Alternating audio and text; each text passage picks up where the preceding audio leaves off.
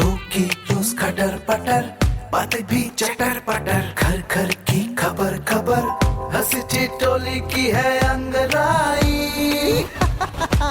Radio Raju भाई, radio Raju भाई, radio Raju भाई, राज मिस्त्री का अपना रेडियो।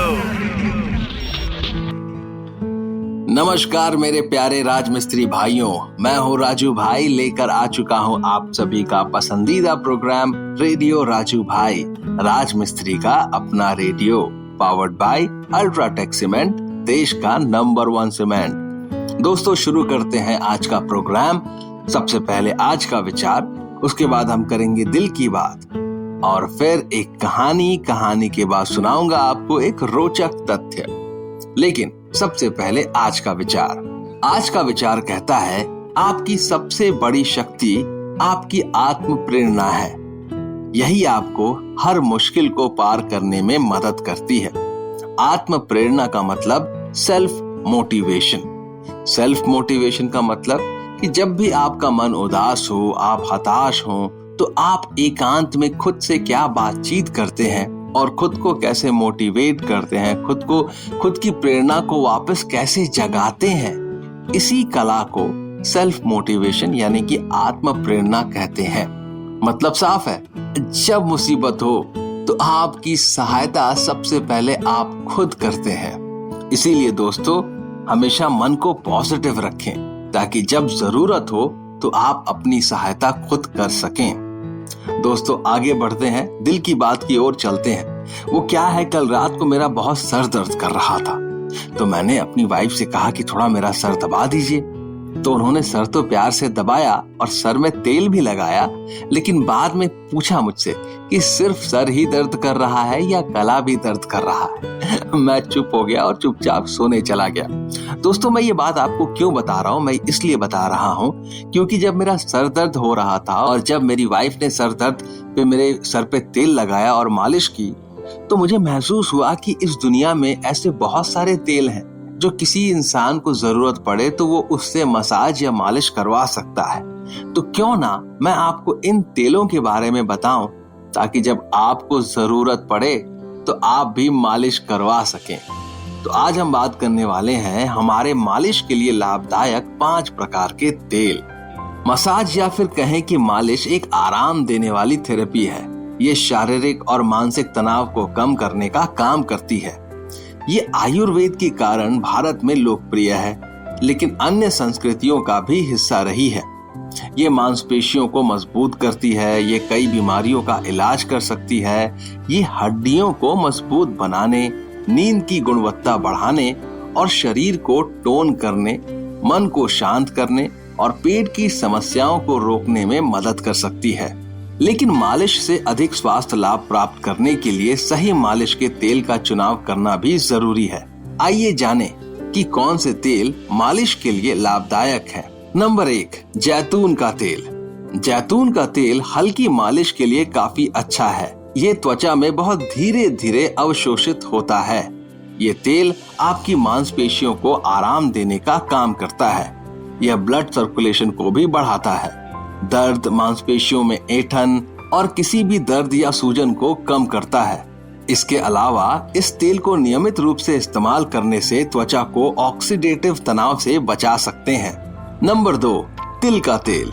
हड्डियों का मजबूत होना बहुत ही जरूरी है। आपकी हड्डियों को मजबूत बनाने के लिए तिल के तेल से बेहतर कुछ नहीं है।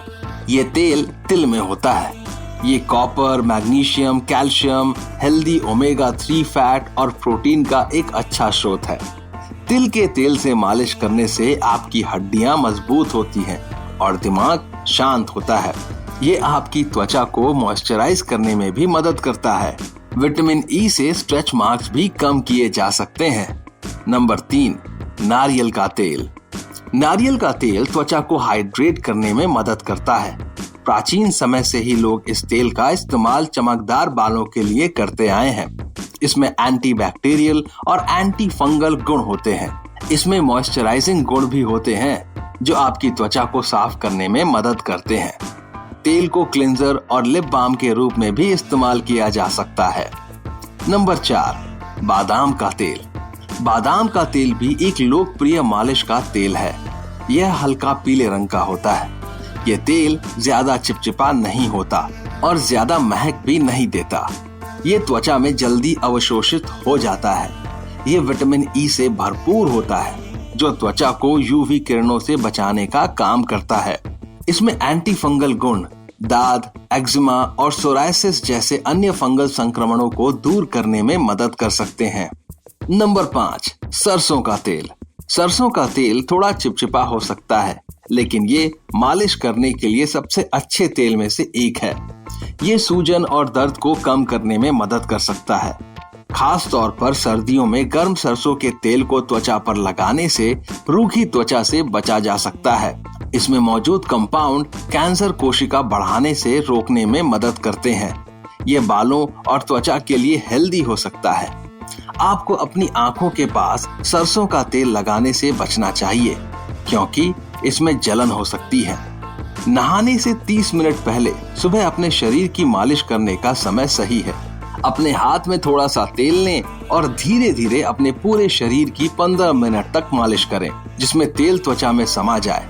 प्रभावी परिणाम के लिए आप इसका इस्तेमाल 1 महीने तक कर सकते हैं। तो दोस्तों, उम्मीद करता हूँ कि इस जाड़े के मौसम में आप इन तेलों से अपनी मालिश जरूर करेंगे और उसके बाद अच्छी तरह से नहाएंगे। यकीन मानिए कि आपको एक अलग तरह के आनंद की प्राप्ति होगी।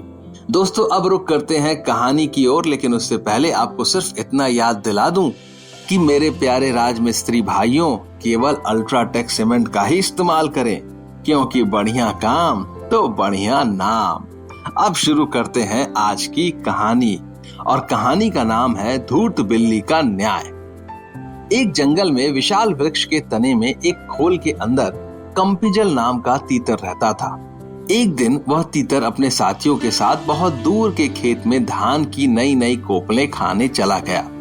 बहुत रात बीतने के बाद उस वृक्ष के खाली पड़े खोल में शीघ्रगो नाम का खरगोश घुस गया और वहीं रहने लगा। कुछ दिन बाद कंपिजल तीतर अचानक ही आ गया। धान की नई नई कोपलें खाने के बाद वह खूब मोटा ताजा हो गया था। अपनी खोल में आने पर उसने देखा कि वहां एक खरगोश बैठा है। उसने खरगोश को अपनी जगह खाली करने को कहा। खरगोश भी तीखे स्वभाव का था। बोला, यह घर अब तेरा नहीं है। वापी, कूप, तालाब और वृक्ष के घरों का यही नियम है कि जो भी उसमें अपना बसेरा कर ले उसका ही वह घर हो जाता है। घर का स्वामित्व केवल मनुष्य के लिए होता है। पक्षियों के लिए गृह स्वामित्व का कोई विधान नहीं है। झगड़ा बढ़ता गया। अंत में कंपिजल ने किसी भी तीसरे पक्ष से इसका निर्णय लेने की बात की। उनकी लड़ाई और समझौते की बातचीत को एक जंगली बिल्ली सुन रही थी। उसने सोचा कि मैं पंच बन जाऊं तो कितना अच्छा है। दोनों को मारकर खाने का अवसर मिल जाएगा। यह सोच हाथ में माला लेकर सूर्य की ओर मुख करके नदी के किनारे कुश का आसन बिछाकर वह आंखें मूंद बैठ गई और धर्म का उपदेश करने लगी। उसके धर्मोपदेश को सुनकर खरगोश ने कहा, यह देखो, कोई तपस्वी बैठा है, इसी को पंच बनाकर पूछ लें। तीतर बिल्ली को देखकर डर गया। दूर से बोला, मुनिवर, तुम हमारे झगड़े का निपटारा कर दो। जिसका पक्ष धर्म विरुद्ध होगा उसे तुम खा लेना। यह सुन बिल्ली ने आंख खोली और कहा, राम राम, ऐसा ना कहो। मैंने हिंसा का नारकीय मार्ग छोड़ दिया है, अतः मैं धर्म विरोधी पक्ष की भी हिंसा नहीं करूंगी। हाँ, तुम्हारा निर्णय करना मुझे स्वीकार है, किंतु मैं वृद्ध हूँ, दूर से तुम्हारी बात नहीं सुन सकती। पास आकर अपनी बात कहो। बिल्ली की बात पर दोनों को विश्वास हो गया। दोनों ने उसे पंच मान लिया और उसके पास आ गए। उसने भी झपट्टा मारकर दोनों को एक साथ ही पंजों में दबोच लिया और फिर दोनों का काम तमाम कर दिया। दोस्तों, इस कहानी से हमें क्या सीख मिली? इस कहानी से हमें यह सीख मिली कि दो की लड़ाई में हमेशा तीसरे को फायदा होता है। इसलिए कभी किसी से अगर समझौता करना हो तो आप किसी तीसरे को इसमें शामिल ना करें। आप खुद से ही बातचीत करके कोई भी मसला हल कर सकते हैं। जहां कोई तीसरा आया तो समझ जाइए कि वो बात आपके हाथ से निकल गई और उसमें आपका कोई फायदा नहीं होने वाला। होगा तो नुकसान ही होगा। दोस्तों अब मैं आपको एक रोचक तथ्य सुनाऊंगा, फिर मैं लूंगा आप सभी से इजाजत।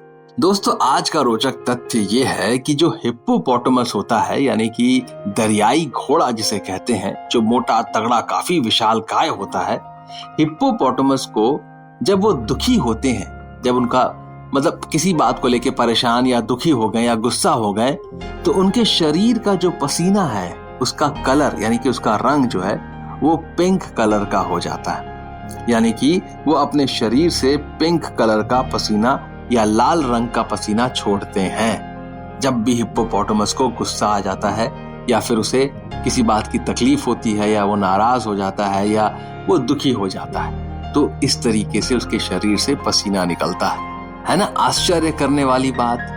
चलिए दोस्तों मैं लेता हूं आप सभी से अब इजाजत, क्योंकि अब मुझे अगले एपिसोड में भी आना है और आप लोगों से नई बातचीत करनी है। तो बस अपना ख्याल रखिए और मुझे इजाजत दीजिए।